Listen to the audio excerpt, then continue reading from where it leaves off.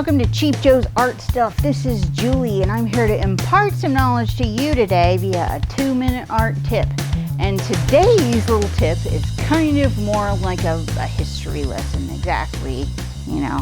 Today, I call today's video The Thing About Picasso Is, and there's a lot of interesting things about Picasso. He was a man, probably the most famous of all of the modern artists in history. He lived to be into his 90s and was productive all throughout his life. But there are so many other interesting things about him that I think are important, and I think studying other artists is a valuable tool, like whether it's my love of Mark Rothko or, you know, somebody else's love of Van Gogh and stuff.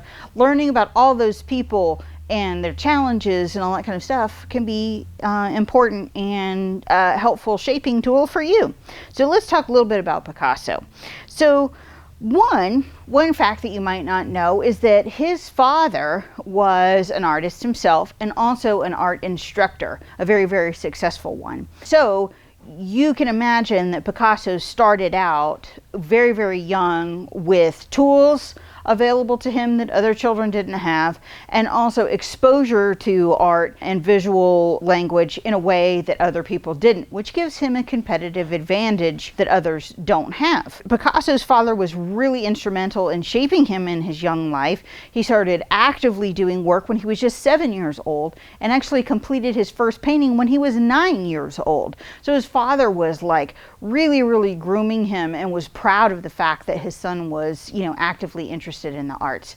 So much so that he was responsible for helping Pablo with his entry into the Art Institute when he was just 13 years old, which was very, very young. The other thing was that Picasso was prolific. He was always working. He was always doing new things, and he was always trying new things. Over the course of his lifetime, Picasso produced over 150,000 different pieces of work. They ranged all over. They weren't just paintings, but they were drawings. There were paintings. There was sculpture, ceramics, set design, some graphic design, and illustrations, and also even poetry. So Picasso was very active. He was encouraged in that arena, and encouragement is key. Having somebody who cheerleads you with your art process puts you ahead of the game. It's better than 98% of the artists that are out there. They never have that. They never have somebody who is actively helping them in their endeavors. So Picasso definitely had that working for him, and he continued to follow through on that energy by producing his entire life. But, you know, there's also this to think about. Picasso, for all of his talents and gifts, was also kind of a stinker. He was kind of a dud in the human being department a little bit.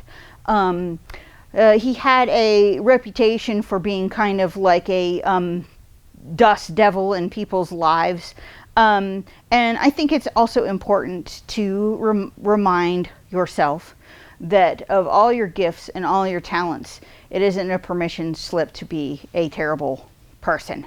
And so you need to look at all of your talents and gifts as a blessing instead of like an open invitation to be like terrible in other ways. And I find that some people do look at it that way, and it's important not to. That kindness is key in everything that you do.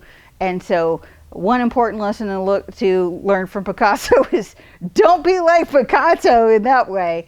Always be kind and use your gifts, whatever they are, for the best good possible, and enjoy.